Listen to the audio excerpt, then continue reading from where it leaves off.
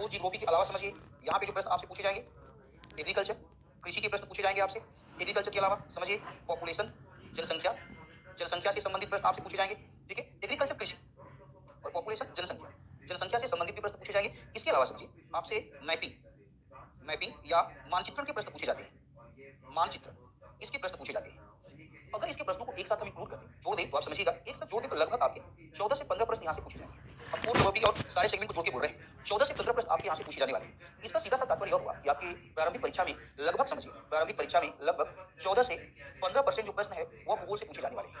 ठीक है, वह भूगोल से पूछे जाने वाले हैं। इसका सीधा सा तात्पर्य यह हुआ कि प्रारंभिक परीक्षा के दृष्टिकोण से भूगोल जो विषय है एक महत्वपूर्ण विषय है। आप इस विषय को निगलेक्ट करके प्रारंभिक परीक्षा में तो नहीं जा सकते, क्योंकि अभी तो केवल मैंने आपको ज्योग्राफी की बात किया है। ठीक, अब अगर इसका यहाँ पे प्रश्न देखिए दिए गए हैं। 2012 में आप देखेंगे यहाँ पे 17 प्रश्न है, 2013 में आप देखिए 18 प्रश्न है, 14 में आपके 14 प्रश्न है, 2015 में देखिए 16 प्रश्न है। 16 में प्रश्नों की संख्या कम हुई है, 17 में पुनः समझिए 9 है, 18 में आपके 10 है, 19 में आपके 14 है, 20 में आपके 10 है, 21 में समझो 10 है। और अगर आपसे 2022 की बात किया जाए, 2022 में यहाँ पे आपके 14 प्रश्न पूछे गए थे।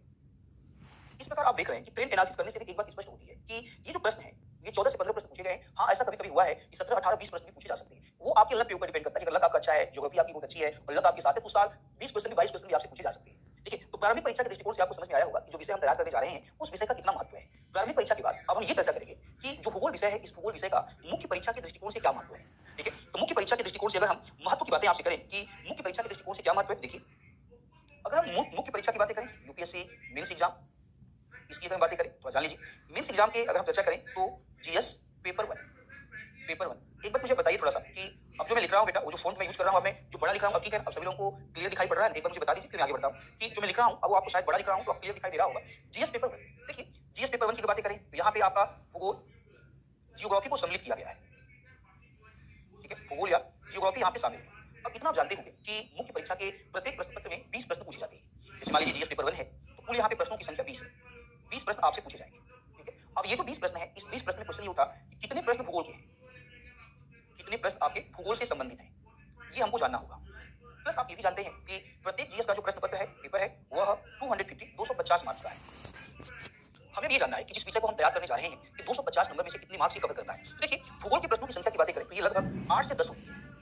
8 से 10 प्रश्न होने का मतलब ये हुआ, समझिए 8 से 10 प्रश्न होने का मतलब ये हुआ कि टोटल जो मार्क्स होंगे वह आपके लगभग समझिए 90 से 100 आपका या 110 के आसपास होंगे। इतना याद रखिएगा, यानी कि 250 नंबर में से लगभग एवरेज अगर निकाला जाए तो 90 से 100 नंबर के जो प्रश्न है वो भूगोल से पूछे जाते हैं।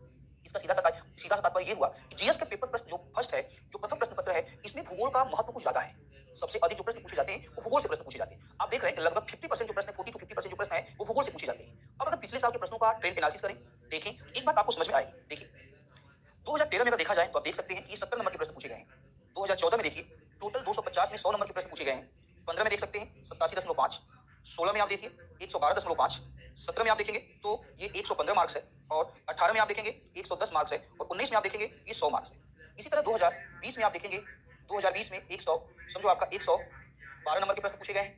2021 की अगर बातें करेंगे तो यहाँ पर 115 नंबर के प्रश्न पूछे गए हैं। आप देख सकते हैं यहाँ पे स्पष्ट रूप से आप देख सकते हैं कि 250 में से समझिए आपका 100 प्लस, ठीक है, 100 प्लस जो मार्क्स है वो आपका डायरेक्टली भूगोल से पूछे जा रहे हैं। इसका सीधा सा तात्पर्य होगा मुख्य परीक्षा में भूगोल के भी महत्व को आप नकार नहीं पाएंगे। ये तो केवल पेपर आपका फर्स्ट की बात है।